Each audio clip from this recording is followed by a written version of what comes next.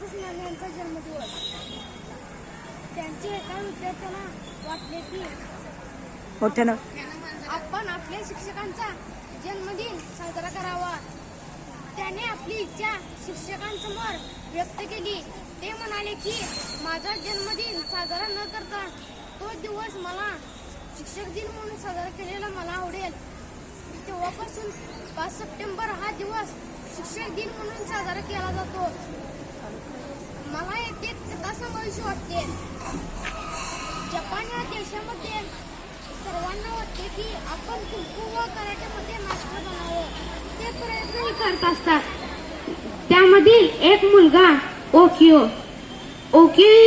Kung fu व कराटेची practice करत होता. एके दिवशी त्याचा अपघात झाला. अपघातात त्याचा डावा हात गेला. तो वर्षभराने शाळेत जाऊ लागला. त्याच्या मनात दररोज कुंफू व कराटेमध्ये मास्टर बनण्याचा विचार येत होता. एके दिवशी तो वडिलांकडे हट्ट धरून बसला. वडिलांनी त्याला एका शिक्षकांकडे घेऊन गेले.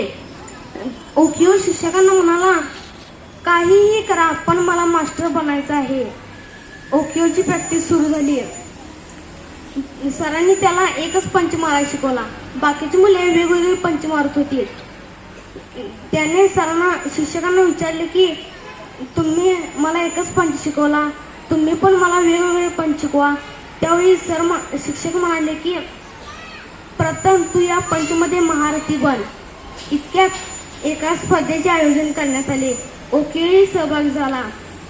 त्याने पहिले तिन्ही राऊंड जिंकले व चौथ्या राऊंडला ताकदवान स्पर्धकाची स्पर्धा लागली. त्याने जोरदार पंच मारून विजय मिळवला. त्याने नंतर शिक्षकांना विचारले, मी एका पंचने स्पर्धा कशी काय जिंकली? त्यावर शिक्षक म्हणाले की हा सर्वात मास्टर पंच आहे आणि याला विरोध करण्यासाठी डावा हात पकडून आपटावे लागते आणि तो तुझ्याकडे नाही. यावरून आपल्याला असे समजता येते की आपले शिक्षक आपल्याला काय हवे तेच देतात. मी ही शिक्षक दिन म्हटल्यावर मुख्याध्यापक व्हायचं ठरवलं व माझी निवडही झाली. पण स्टेजवर येऊन बोलण्याचं टाळणार मी. आज मला भाषण करायची वेळ आली.